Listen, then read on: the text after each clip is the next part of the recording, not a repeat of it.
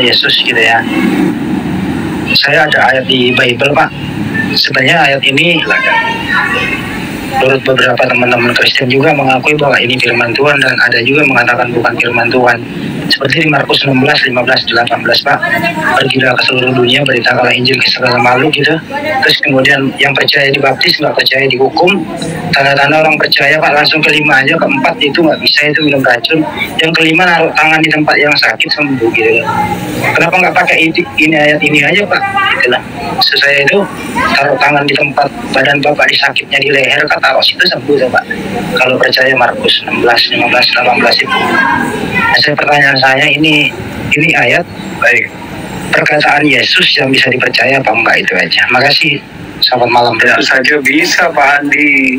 Tapi firman Tuhan bukan barang dagangan, Pak. Di waktu Coki Sitohang melakukan live ya, dia share ke sesama Kristen. Di sana tiba-tiba ada datang Hendy ya, seorang Muslim, dan dia mempunyai channel yang cukup besar juga dan sering dia aktif di TikTok juga, dan menanyakan pertanyaan yang menjebak. Di sana dia berkata, nah kalau memang si Coki ini sakit, nah kenapa tidak ditumpang tangan saja seperti yang dikatakan oleh Yesus lalu penyakit itu sembuh seperti itu. Nah, dan dia menunjukkan satu ayat di dalam Markus 16 ayat 18 ya. Yuk kita bahas. Nah, pertanyaan menjebak ini.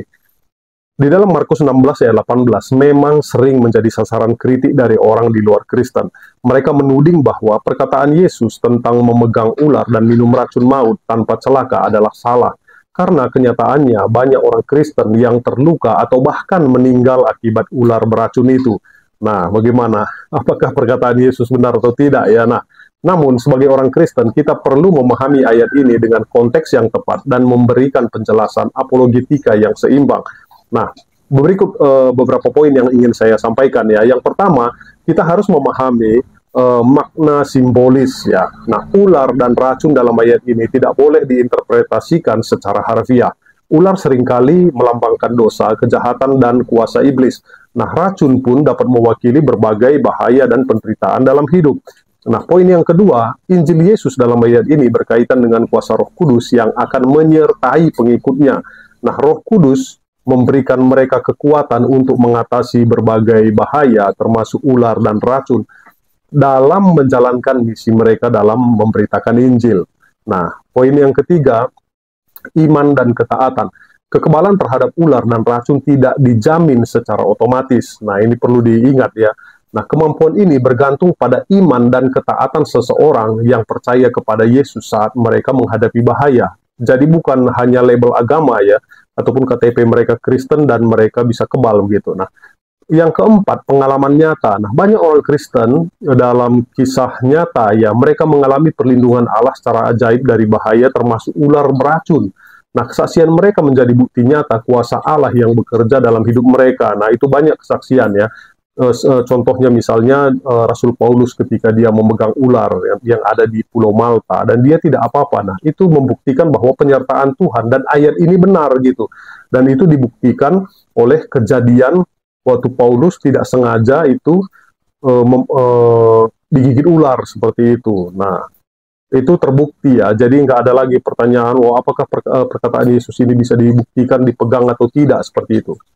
Poin yang kelima, penting fokus utama ya, kita harus fokus tahu konteks ataupun fokus utama dari ayat ini. Penting untuk diingat bahwa fokus utama ayat ini bukanlah pada ular dan racun, tetapi pada kuasa Allah yang bekerja melalui Yesus Kristus dan Roh Kudus. Nah, Yesus memberikan kuasa kepada pengikutnya untuk mengalahkan kuasa dosa, iblis, dan berbagai bahaya dalam hidup mereka.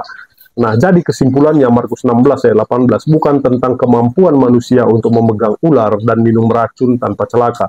Ayat ini berbicara tentang kuasa Roh Kudus yang bekerja dalam hidup orang Kristen untuk mengalahkan berbagai bahaya dan penyakit dalam menjalankan misi mereka.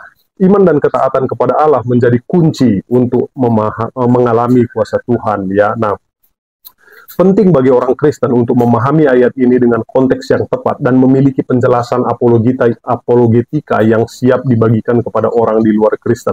Nah, dengan demikian kita dapat menunjukkan bahwa iman Kristen bukan berdasarkan dongeng ataupun omong kosong, tetapi pada kuasa Allah yang nyata dan transformatif ya. Jadi sangat jelas ya bahwa ayat ini memang benar-benar nyata dan kita harus memahaminya sesuai dengan konteksnya. Oke.